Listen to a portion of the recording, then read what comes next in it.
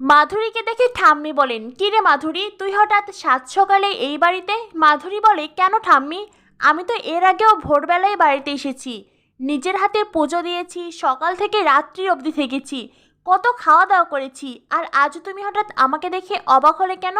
জানো তো ঠাম্মি, আজ মনে হচ্ছে বাড়িটা প্রাণ ফিরে পেল।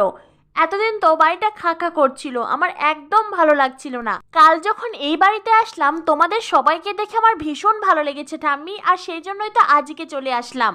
এরপরেই মাধুরীর নজর যায় লুচির দিকে। মাধুরী বলে, ও বাবা, বাড়িতে আজকে লুচি হয়েছে নাকি? কিন্তু লুচির সঙ্গে সুজির হালুয়া কেন? পূজা বলে, কেন মানে ঠিক বুঝলাম না।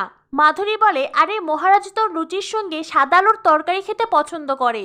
পূজা বলে, আমি লুচির সঙ্গে সুজির হালুয়া খেতে পছন্দ করি, তাই তো সকলের জন্য বানিয়েছি। মাধুরী বলে, আমি তো আগে লুচির সাথে ছোলার ডাল খেতে পছন্দ করতাম, কিন্তু যখন শুনেছি মহারাজ সাদা আলুর তরকারি খেতে পছন্দ করে, আমি তখন নিজের পছন্দটাকে পাল্টে নিয়েছি।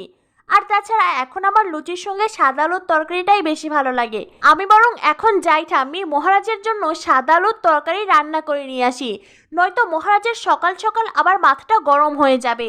এই বলে মাধুরী ওখান থেকে সরে যেতেই তখনই মহারাজ আসে, আর মাধুরী মহারাজের মুখোমুখি দেখা হয়ে যায়।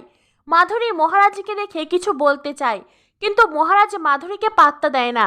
সে ঠাম্মির সামনে এসে বলে, ঠাম্মি এই দেখো, হারুদা আমার জন্য রুটির রোল বানিয়ে দিয়েছে, ভিতরে মাখন আর চিনিও দিয়েছে। উফ, গ্রামীণ খাবার যা লাগছে না! এ জয়ন্ত, গগা, তোরাও একবার খেয়ে দেখিস, বুঝলি, খুব মজা। জয়ন্ত বলে, সেই তো এসেছি যখন সব কিছু খেয়েই যাব। এরপরে মহারাজ বলে, পূজা, আমি আজ একটু বের হচ্ছি, হ্যাঁ, আমার ফিরতে দুপুর হবে। এই বলে মহারাজ ওখান থেকে চলে যেতে চায়। মহারাজের বাবা মহারাজকে থামিয়ে দিয়ে বলে, আরে মহারাজ, কোথায় যাচ্ছিস? দেখ তো, পূজা আমার লুচি বানিয়েছে, সুজির হালুয়া বানিয়েছে। মহারাজ বলে, বাবা, আমার জরুরি কাজ আছে, আর তাছাড়া আমি তো খালি পেটে যাচ্ছি না, এই তো রোল খেতে খেতে যাচ্ছি। এই বলে মহারাজ ওখান থেকে চলে যায়।